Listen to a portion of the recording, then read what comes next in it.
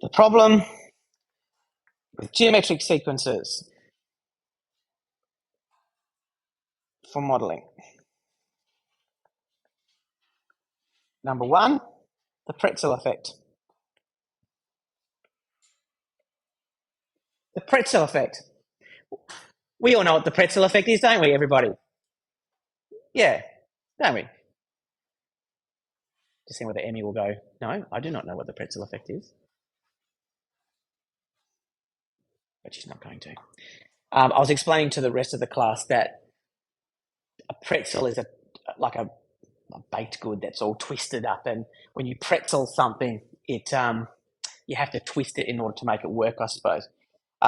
Pretzels are quite yummy though, but I'm just saying the pretzel effect. We have to use a u sub 0, and we use u sub n is equal to u sub 0 multiplied by r to the n, which is different from the GS formula. That's the pretzel effect, right? So we pretzel it so that we can make more sense of it. So what I was saying before I started the video was a really simple example of $100 invested. How much is it worth at 3% per annum? How much is it worth after 10 years? That's not so bad. U sub 10 would be this after 10 years. U sub 0 would be 100. R would be what value, team? 3% per annum, so R is, go close. If we had it at 0.03, that would just get smaller and smaller, wouldn't it? 1.03, yeah. So don't forget to add the 1 in. So 1.03 would be what R is, and we'd raise it to the power of 10. Lovely jubbly? Perfect, works. Now, what I could do, if I wanted, so I've sacrificed the general geometric sequence formula in order to make it work. What I could do is I could just use the pure geometric sequence formula, which is un equals u1 multiplied by r to the power of n minus 1. But then I'd have to go, what does 10 years later look like? So don't write this bit down. But if I'm saying, okay, so U1 is equal to $100, the initial investment, and R is equal to 1.03, then 10 years later, that would be U11, right? And so then you'd be going, okay, so to work out how much it is, it'd be 100 multiplied by 1.03 to the power of n minus 1, which is 10. So you get 100 times 1.03 times 10. P.S., if we use the U sub 0 kind of thing, then we would have U10 equals 100 times 1.03 to the power of 10 as well. But it's just that we've shifted our sequence by one digit or by one number or by one position. So you're going to get the same answer, but either you have to pretzel the geometric sequence formula. I expect you to, by the way, everyone here now to use that in your conversations with other people as well. Yeah? Okay, cool. For example, you could say, my maths teacher, he's a real pretzel head, and that's fine as well. Or you need to keep true to the geometric sequence formula, but then you have to do like a couple of mental gymnastics. Okay, so if U1 is this, then U11, so it doesn't quite correlate to the instinctive idea that I kind of should be looking for the 10th number kind of thing. Okay, does that all make sense so far? So the pretzel effect is one thing. Just thinking back to when I was comparing the difference between linear and arithmetic sequences, what's the other drama when it comes to modeling using a geometric sequence or any sequence really?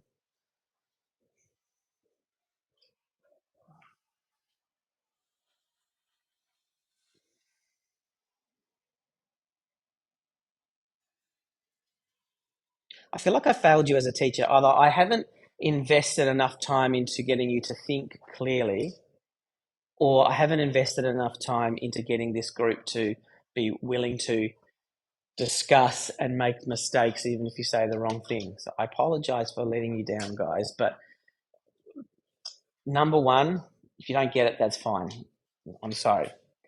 Number two, if you just feel like you don't like to contribute, you are an awesome bunch of people. Each and every one of you is.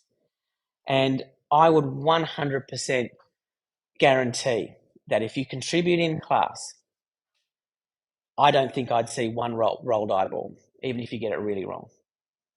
Okay? If you've got an idea, half an idea, a quarter of an idea, share it. We're social animals. By discussing, we construct our learning. I mean it. You're awesome humans. Live up to it. However, moving on with this then. The problem with sequences, whether it's arithmetic or geometric, against functions is that the kind of, I guess I just have to say it, unless anyone knows where I'm going yet. Sequences use discrete data. Discrete means countable. So, for example, a geometric sequence can generate how much money you're going to get every year on year. But if you wanted to say, well, what do we estimate? What do we estimate the amount of money would be after 6.5 years? It falls apart a little bit, right? Because n has to be a countable number. 0, 1, 2, 3, 4, 5, 6, 7, 8, 9, etc. It doesn't take into account that of fractions or numbers between the whole numbers. Okay, so geometrical sequences in general, sequences deal with discrete, countable. I'm just going to use the word data, I think. Discrete data, countable data.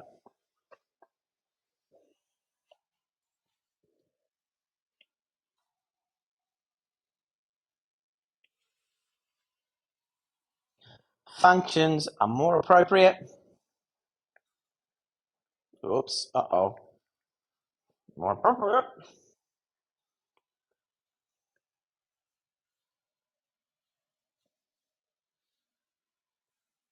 For continuous data. Discrete, continuous. Now, I'm just going to illustrate it really simply. There's a bit of data. There's another bit of data. There's another bit of data. There's another bit of data. Maybe that's 1. Maybe that's 2. Maybe that's 3. Maybe that's 4. That's discrete.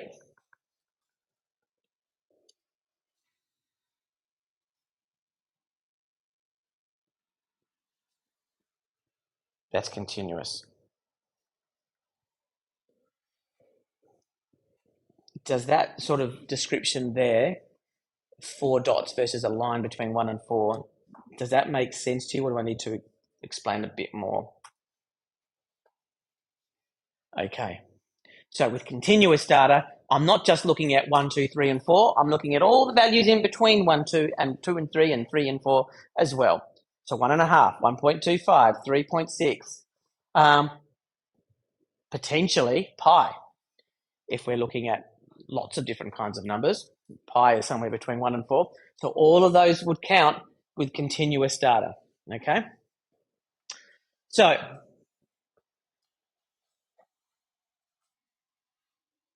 today we start by looking at exponential functions.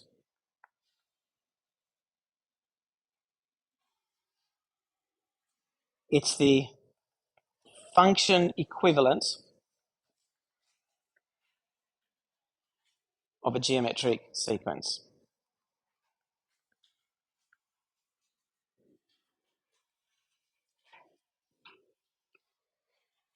Okay.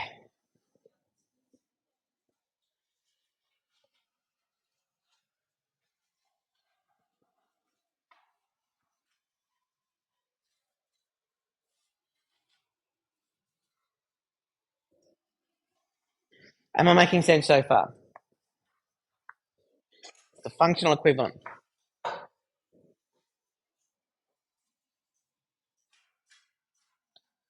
The form looks like this. F of x is equal to a b to the power of kx.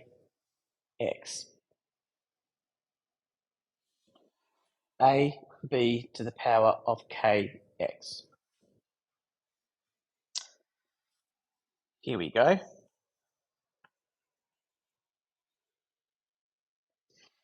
What do we call b?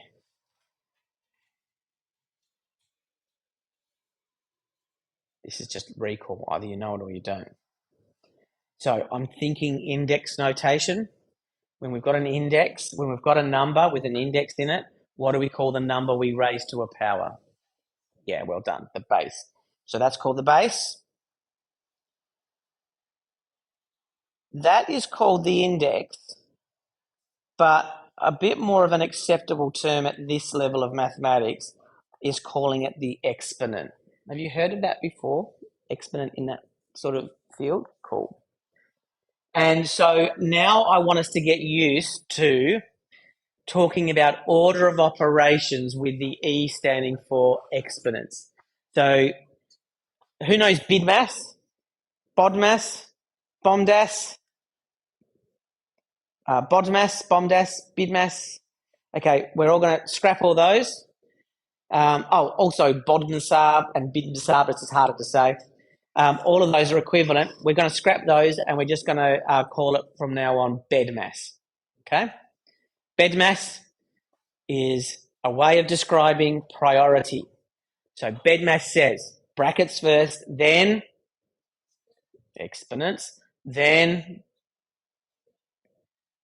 division and multiplication in order from left to right, and then addition and subtraction in order from left to right. That's why you can have BEDMAS or BEMDAS. That's why you can have BEDMAS or BEDMASA. It doesn't matter the order of them, okay?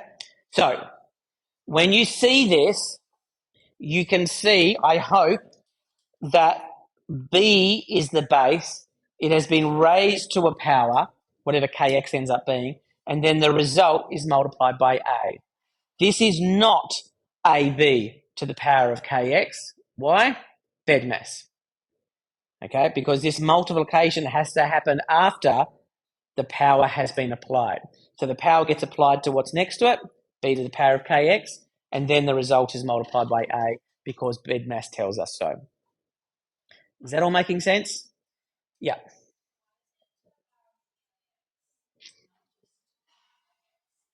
Good question. Let's explore it. For the video, if you ask the question, why is it to the power of kx? Because the value of k will affect the overall shape of the graph. So let's have a look at that right now. I'm going to go to this one here. I might turn this off. Now let's have a look at the base graph. Now the base graph, maybe I won't. I've used k here instead of b, so I might just change that to b. Change that to b to the power of x.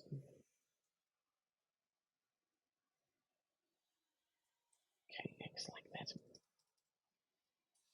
Okay, so the base graph is when b is equal to some number, doesn't really matter. It does, but I'll explain in a second. A is equal to 1 and k is equal to 1. So this would be the graph y equals 2 to the power of x. Agreed? Yep. So let's have a look at what it looks like. Drum roll. Ta-da. Ta-da. Ta-da. That was the worst drum roll in the world. So this is what an exponential graph looks like. And I think you've probably heard the word exponential in plain English, where you just say exponential growth or things are happening exponentially. And this is what it means. It means that it starts off with small growth here when the numbers are small. And as it continues, the growth isn't consistent. It's growing hugely. It's jumping even more every single time. Okay, so that is why where we get the word exponential from because it's a power of growth. It's like everything is being multiplied up each time. Okay, does that kind of make sense? Okay, so that's the base graph. We can apply different values to A and B, sorry, to A and K in order to change the shape of this graph. So if I take the value of A here and increase it, it stretches the graph up. Okay, that's why we need the A there because it stretches the whole graph up, but specifically, what does it change?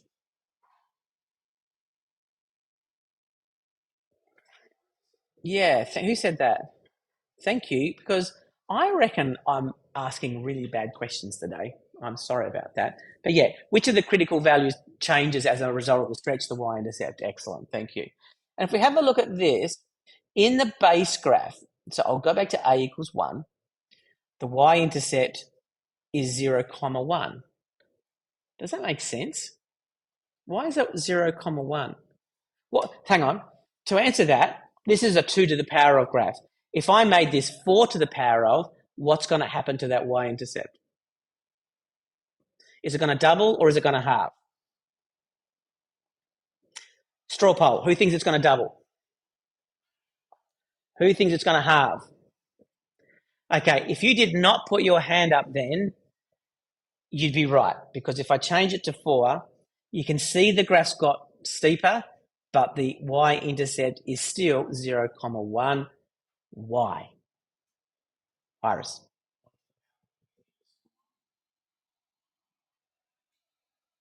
Not quite. No, you haven't got it quite right. It's not the fact that 1 to the power of something would still equal 1. That's not quite right, Eve. To the power of 0. The the power is the x coordinate, yep? So this becomes to the power of, doesn't matter what k is, k times 0 is 0. Doesn't matter what b is, b to the power of 0 is 1. Okay, so the y-intercept is always going to be 0, 1 unless we stretch this up. So for example, when a equals 4, the y-intercept is stretched from 1 up to 4. Am I making sense? Cool. I like it when it makes sense. Such a rare occasion. And you can see here, I'm shifting B right now. It's bending the graph, but it's not actually changing the y-intercept. Okay.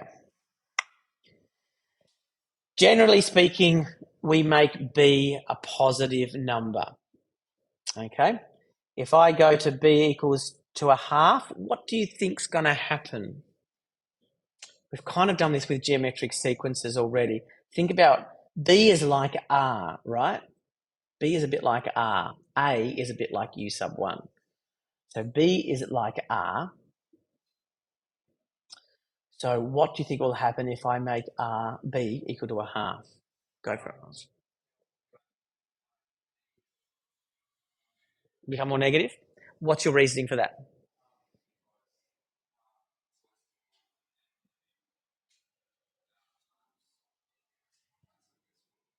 It gets smaller. That smaller isn't the same as negative, is it?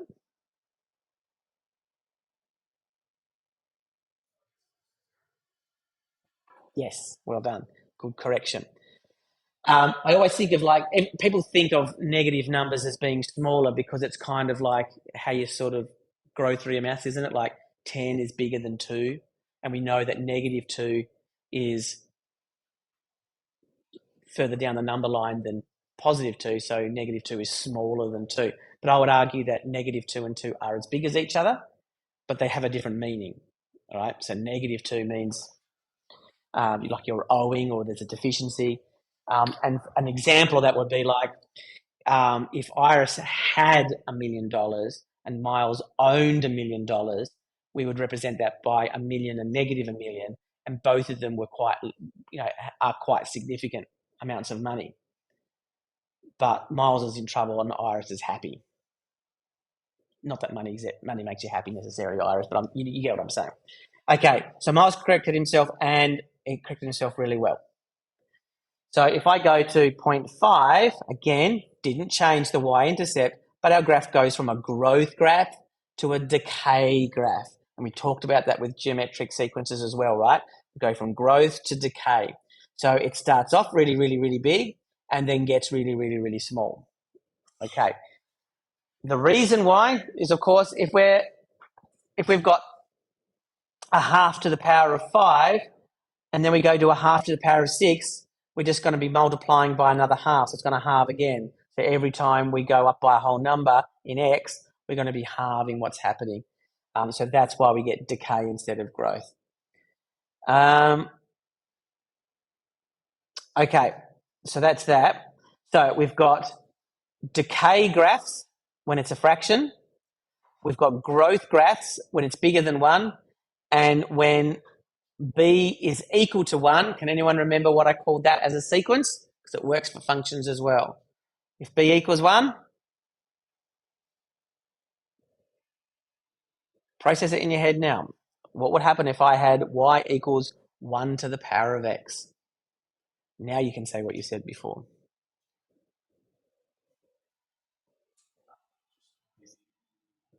Yeah. So if we make it equal to 1,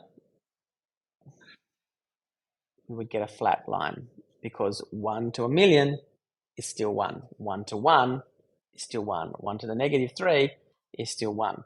And I think I gave you this technical term when we were doing geometric sequences, but I'll give it to you again.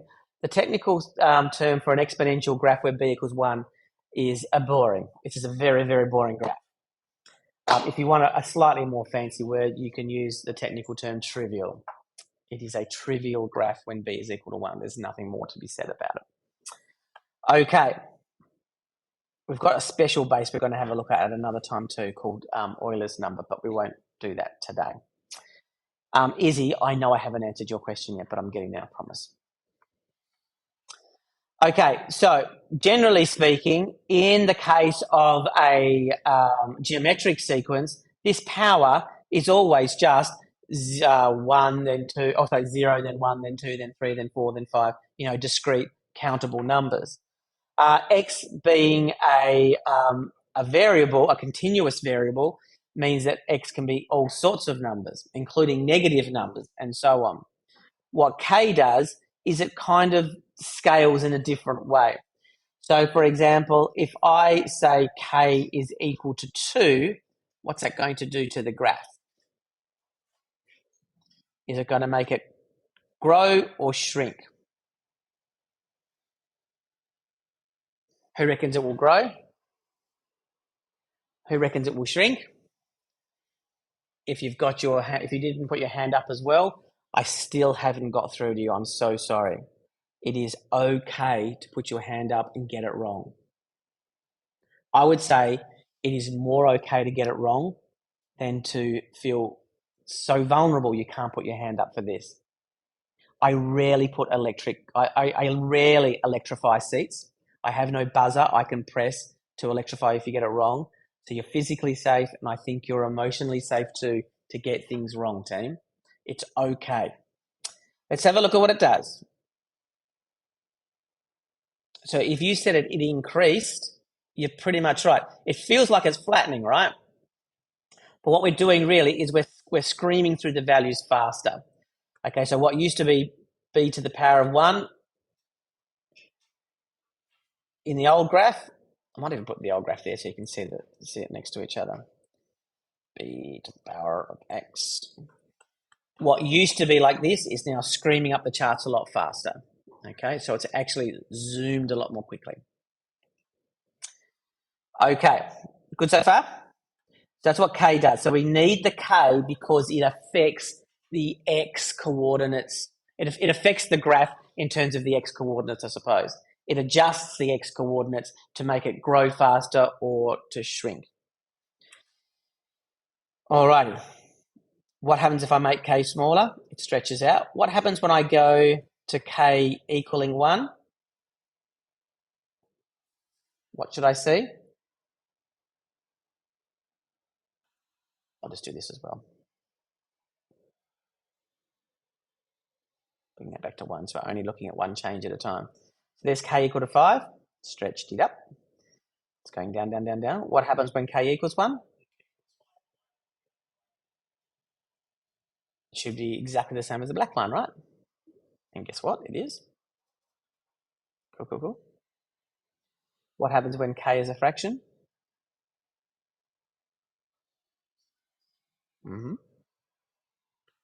It's flattening out.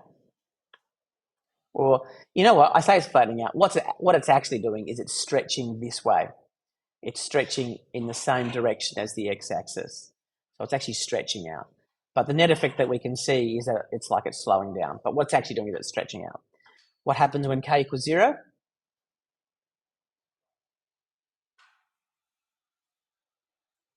Another flat line. Trivial. And what happens when k goes negative then?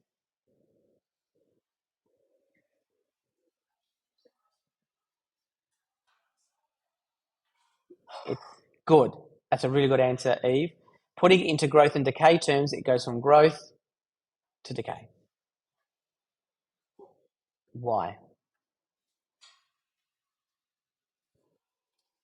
Why would simply making it negative make it go from growth to decay?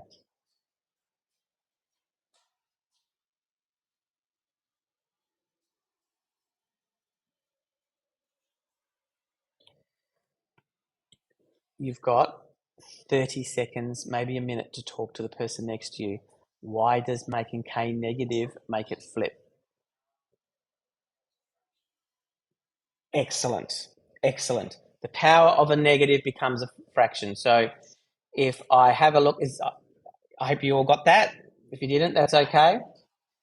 So if we have a look here, if I've got b to the power of negative 2x, that is the same as b to the power of negative 1 2x, which is the same as 1 on b to the power of 2x.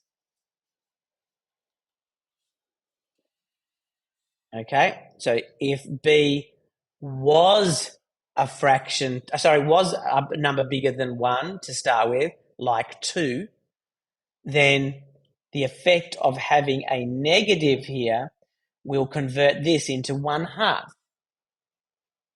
Okay, because raising a number to raising a base to a negative number basically means 1 over that number to a positive number. So this is 1 over b to the power of positive 1. If b was a half to start with, then this would be a half to the negative 1, which would be 2 over 1, or 2 to the power of positive 1. Okay, so that would change the decay graph into a growth graph. Yeah? So again, just to see that happening in Technicolor, k is negative. I've just got a -1, so we're just focusing on the sign rather than the size.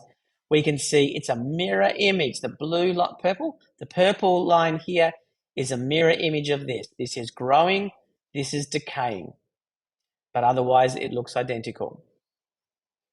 But if I make b equal to a half, oops, like so. Oh, you know what I've done? Just to show you what I mean, it would flip both of them, wouldn't it? I've got y equals 2 to the x, and so when I make b equal to a half, so when b equals 2, it's a mirror image of each other. When b equals to a half, it ends up being the same. So the half should have been a decay graph, but the negative flipped it back over, so it's a growth graph again. Okay, so there's the interplay between them all. Pretty complicated stuff, but nevertheless, these are the key features. Okay, take a few notes. Whoops, wrong one. Not those. We'll start with this one. So we consider the size and the sign. So for exponential functions, we've got ab to the power of kx. The size of a stretches the graph. I should say stretches or shrinks, really.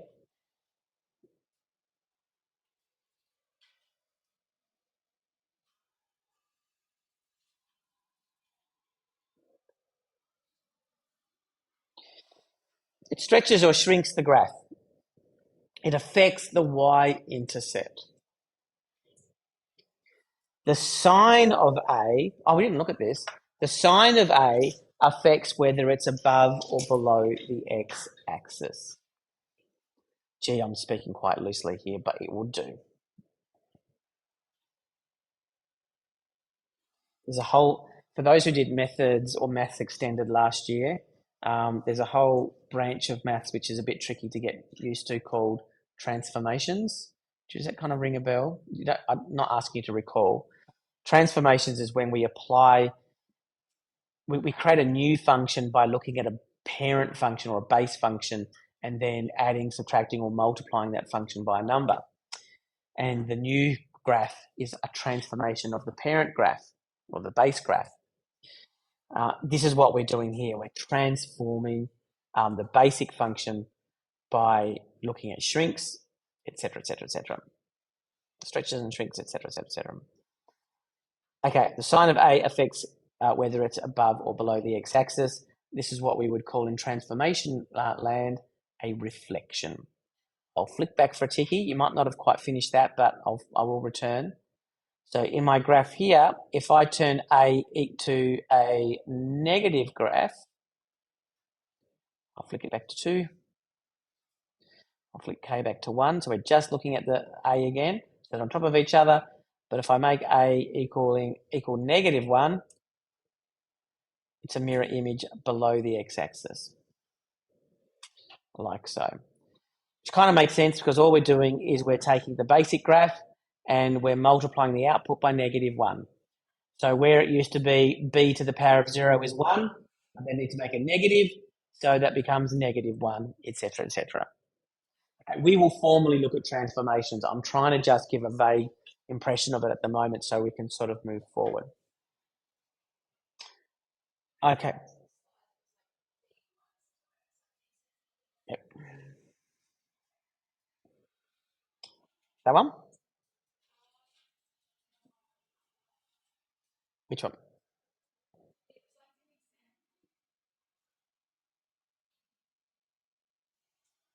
An example. In Desmos? Because everything you see on the screen there before is all I've done today. Oh, hang on. I know what you're talking about. Sorry, my bad. That one. So, side note, asymptotes. Why don't you write it down? We'll talk about it. Then we'll go from there. An asymptote is a value that a function approaches without ever reaching. An exponential function has an asymptote at x equals 0 for the base graph. Those of you who have done transformations, you need to know that basically what I'm not covering at the moment is translations, where we move the coordinates up and down or left or right. Having said that, we did domain and range, right, in our little unit?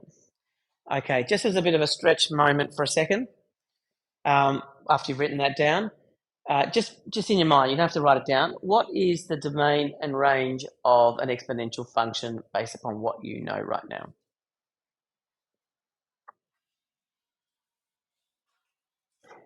I'm just going to pause the video so that people can think about it. Looking at the base graph here, what is the domain of an exponential function? To answer that, you're saying, what are the allowable x coordinates? What can I put in or what can't I put in? That's what's going to inform you about the domain. So the domain for the x coordinates are easy. All real numbers. Correct. Doesn't matter what I put in. If it's a number, I can put in negative 7,462.2. I can put in negative pi. I can put in 10 pi. I can put the square root of 2 in. I'll get a sensible answer out of it, won't I? So we are not restricted with our x coordinates. Okay. I think the only person I haven't picked on yet is Jack. I've given you the hard one. Look at the graph. What is the range?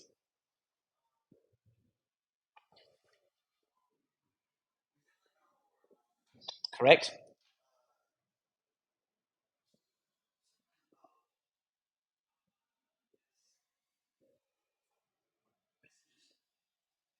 You know what? Your instincts are good. It is going up. What does going up mean in terms of the range, the output, the y coordinates? What does going up mean? Yep. Yep. Works for me. In other words, y has to be greater than or equal to 0. Yep. All real numbers, but y has to be greater than or equal to 0. Or all real positive numbers. Easy. Sorry, Eve. Easy. Can it not be equal to 0? It's exactly where we're going to head now. So I'll give you the short answer. Can it not be equal to 0? It cannot be equal to 0. Why not? Hang on, didn't you ask the question? Are you answering it as well now? Go.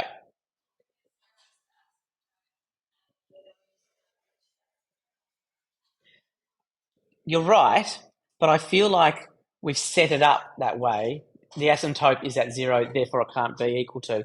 What we're missing is an important question, that is, why can't it equal 0? Iris.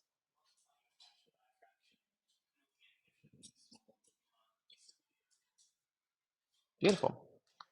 The bigger, or the bigger negatively x is, we're just going to be going to smaller and smaller and smaller and smaller fractions, but we're never going to hit 0. We're just going to get gosh darn close. Does that make sense to people? Okay, so looking at the graph here, what we have here, this coordinate here, is 2 to the power of negative 2, which is the same as a half squared, right, which is a quarter. Here, we've got 2 to the negative 4, which is the same as a half to the power of 4, which is going to be 1/16. You with me? Here, I'm going to have 2 to the power of negative 12, which is the same as a half to the power of 12, which is 1 on 2 to the power of 12, which equals 1 over a very big number. So we're getting 1 over bigger and bigger numbers here. And of course, if the denominator keeps on getting bigger and the numerator is staying at 1, the fraction is getting smaller and smaller and smaller and smaller and smaller. But I'll never get to 0, as Iris said. I'll never get to 0. It's just going to shrink and shrink and shrink. So in a base graph, to the left, I'm heading towards 0. To the right, I'm going to infinity and beyond. Okay? So because it won't get to 0, but it'll keep reaching towards 0 as x gets more negative, then we say that's why x equals 0 is the asymptote. And I've said x equals 0 so many times now. Oh my goodness. It is not x equals 0. That's x equal to 0. What's always 0 along here? It's not x. I don't know, it just is. I know that all the time. It's not even a good joke, and yet I still say it over and over again. I have 3 children. That means I get 3 times the amount, 3 times the number of dad jokes, right? So please correct your notes there. An exponential function has an asymptote at y equals 0. In other words, the function approaches 0 but never gets there.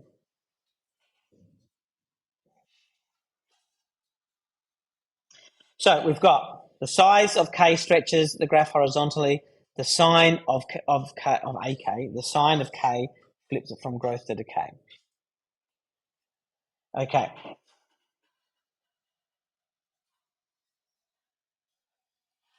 So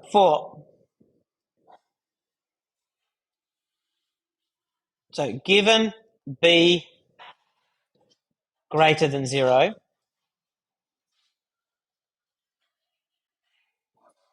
For b less than 1, the graph is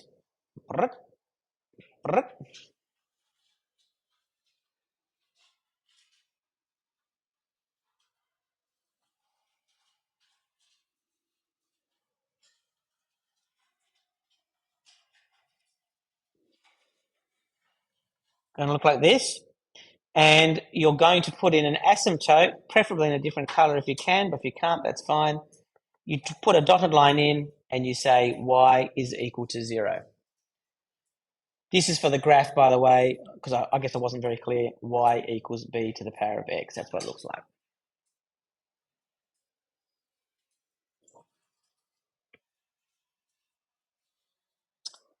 Okay. For b greater than 1,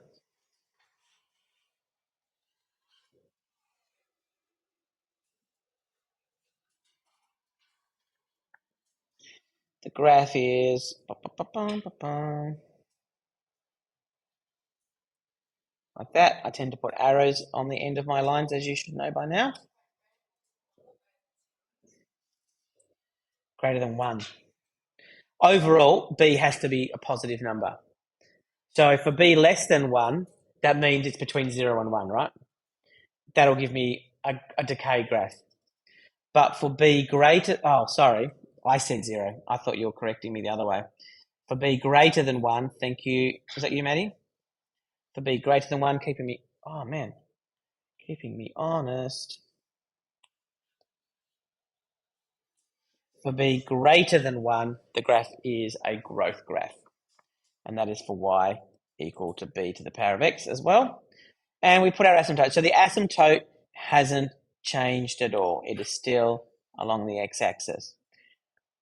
What would cause that asymptote to change? Can we change the asymptote, Miles?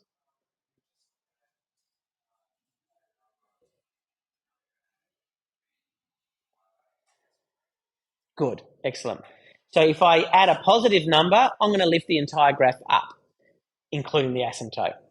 If I add a negative number, I'm going to bring the asymptote down. Okay, so that looks a little bit like this.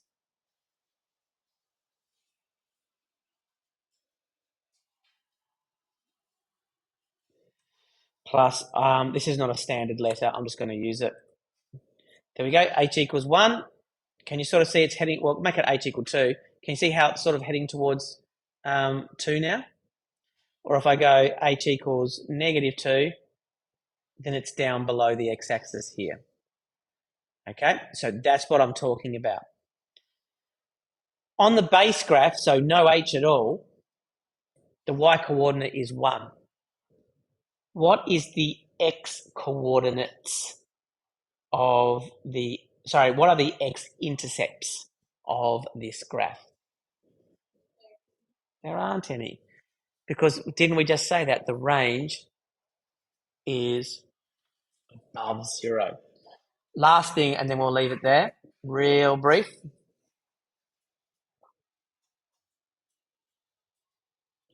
Either way, oops, wrong color.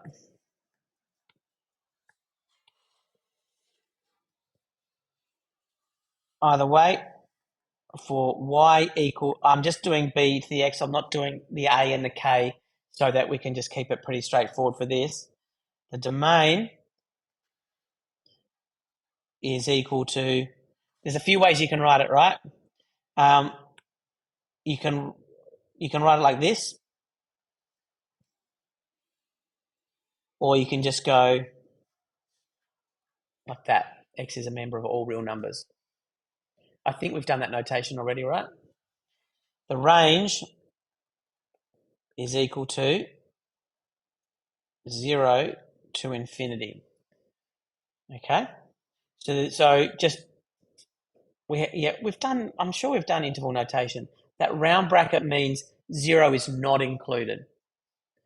Okay, so from 0 to infinity. So you can see what I was saying, Iris. That's how you write it. Yeah. Or you could write y is a member of R and put a little plus there to say positive real numbers. That works as well. Okay, that was pretty theory heavy. Sorry about that. I'll stop the video.